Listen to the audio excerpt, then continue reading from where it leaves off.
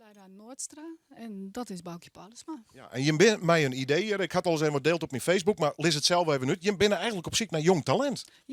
Ja, wij hebben een talentenjacht opgezet in samenwerking met het Ontmon Café. En dat heet Loert van Moon.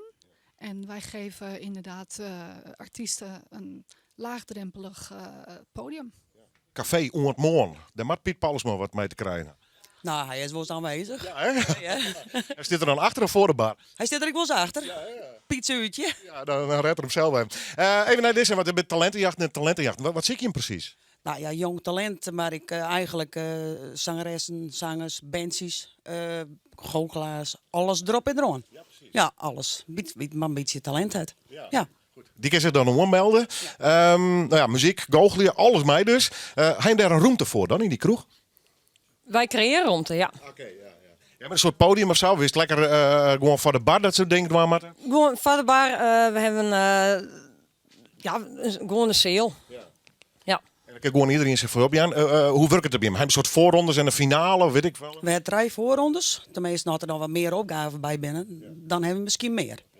Dus we doen het eerst betraaien. We zorgen wel hoe het rent. Wij hopen dat het heel goed rent. Ja. Wanneer begint er eigenlijk mee? Wat is de bedoeling? Voor 28 november, zaterdag 28 november. Dat wordt de eerste al even. Ja, dat is de eerste, dat is de start. Ja. Goed. En jonge talenten, hoe kiezen ze zich op, Jan? Is een mailtje genoeg? Of moet ze een filmpje meidje of iets van een audio-opname nog sturen? Als het goed is, staat het ook bij jou op de Facebookpagina. Sowieso bij Ontmon, bij Theo de Ridder Producties. Daar staat een linkje naar de website van Theo de Ridder Producties. Dat kun je aanklikken. Dan kun je een formuliertje invullen. En dan nemen wij contact met ze op. Goed. En dan steer je daar te spelen. Muziek, goochelaars. En dan komt er een jury of is het publiek wat beslist waar trok je het? Het publiek beslist. Dus als hij een optreden doet, neemt ze vol mogelijk publiek mee. Het is gezellig, het is leuk. Dus, ga ervoor.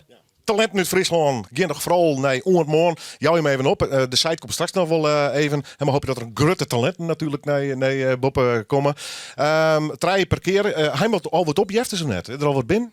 Ja, we gaan een aantal opgaves, volgens mij een stuk of 6 nu. Okay. Ja, zo is. Ja. Wat kan de winnaar winnen eigenlijk? Eeuwige roem.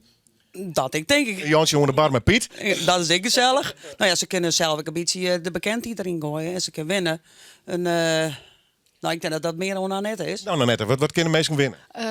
Sowieso dat wij inderdaad een carrière voor hen kunnen, dat het begin van een carrière kan worden. Dus kijk naar wat begeleidingen. Sowieso. En ze kunnen ook, dat is in samenwerking met de Green Room, dat is de opnamestudio van Nico Oudhuizen.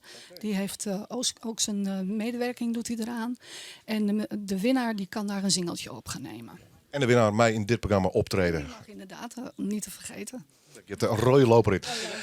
Oké, meestal keer op jou nog.